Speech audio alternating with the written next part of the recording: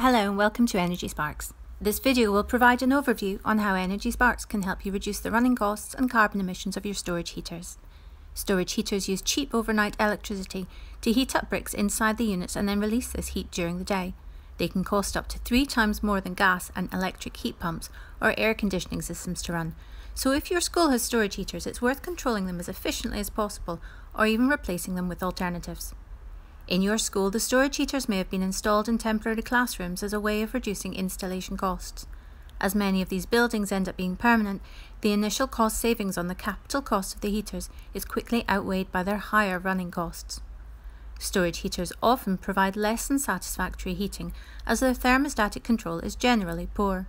They can be too hot or too cold at different times of the day and at different times of the year, often running out of heat towards the end of the day in colder weather. In this video, we'll be showing you some examples. You may want to look at your school's Energy Sparks dashboard and compare your school against our examples. Let's start by looking at our storage heater analysis of a small rural school in North East Somerset. At the top of the dashboard, the summary shows us that this school spent just under £3,000 on their heating using their storage heaters this year. The Act on Energy Usage section on the dashboard highlights key information about your current energy use. It presents actions that you might want to prioritise. In this example, the red bars show that the school has left its storage heaters charging throughout the winter holidays. Turning the storage heaters off or down during holidays is an easy way to reduce your school's cost, reduce carbon emissions and help tackle climate change. The black line shows the measure of degree days, which is a representation of how cold it is. The higher the line, the colder the outside temperature and the more energy your heating will require. With most heating systems, you would expect a close correlation between energy consumption and temperature. The colder it is, the more energy we use for heating. Let's look a bit closer at how degree days and energy consumption correspond at this school by looking at the energy consumption for 1 week. The pink line that's been superimposed on this image shows a perfect example of what a good correlation between degree days and energy consumption should look like. In the example of our school, the black line is poorly aligned with the bars, which suggests that the temperature control of the heating is poor. In the second week of the Christmas holidays, we can see that the black line drops, meaning that there was warmer weather this week, yet, according to the graph, the heating stays the same. Good thermostatic control would be reflected as a much lower bar, probably around the £40 mark on the second week of the holidays. Now, if you are thinking, why is the heating on during the holidays at all? You're absolutely right. Turning heating off or down over the holidays is a very simple way to start reducing your heating costs. Let's have a look at when the heating was turned on and off and during the summer months. This school turned down their heating at the end of March, possibly due to the rise in temperature indicated by the drop in degree day measurement. However, if we look at September in the previous year, we see that the heating was probably turned on in the autumn term, probably a month or more in advance of when it was really necessary. You can examine the data more closely by clicking on the chart to drill down to a particular week or even a single day. You can examine the data more closely by clicking on the chart to drill down to a particular week or even a particular day. You can also scroll forward or backwards through the data by week or by day and can easily return to the previous view by clicking the Up button. Looking at February the 8th, it looks like it was warm outside, but the heating's still up very high. In situations like this, you find teachers opening the window to cool the room down, even while the heating is still on. Let's have a more detailed look at the Christmas holidays, and in particular the week beginning December 26th. It looks like the heating was left on all week and partially over the weekends. This was an obvious opportunity for the school. Instead, we can see how much the school was spending to keep their empty buildings warm.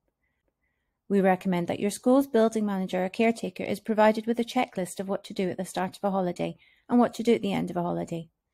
They can turn off the storage heaters if there's no risk of frost damage and can turn down the heating right down to ensure only minimal consumption.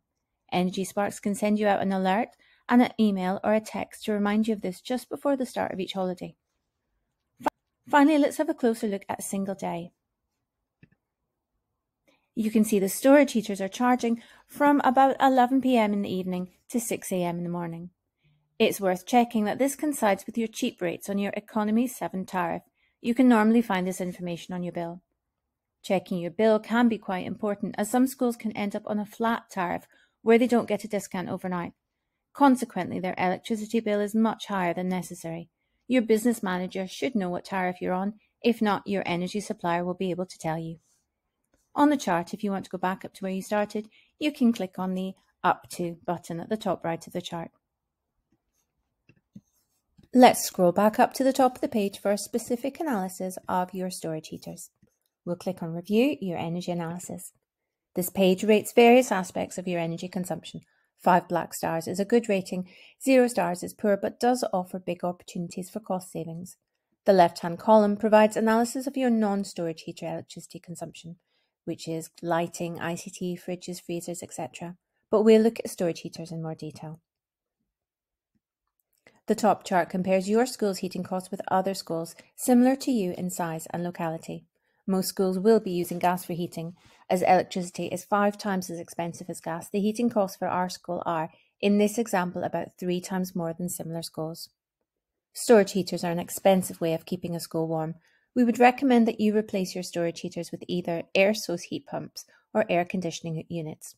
These not only provide more comfortable, better controlled heating, but they are 3 times more efficient than storage heaters, and so cost a third of the amount to run, and also have a third of the carbon dioxide emissions of storage heaters.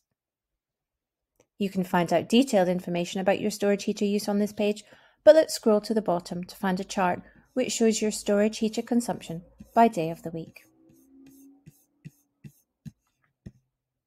We can see that Sunday consumption is lower than all the rest, and you can toggle this off at the top.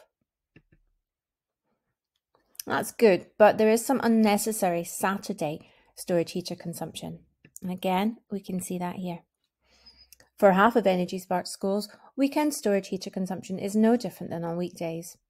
If that's the case for your school, a simple fix is to get an electrician to add a 7-day timer to the storage radiators, saving approximately 30% of your heating bill.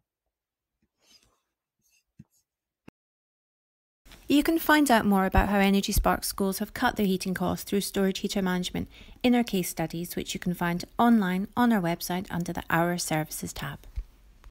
Here are some easy top tips to help ensure that your storage heaters are well managed.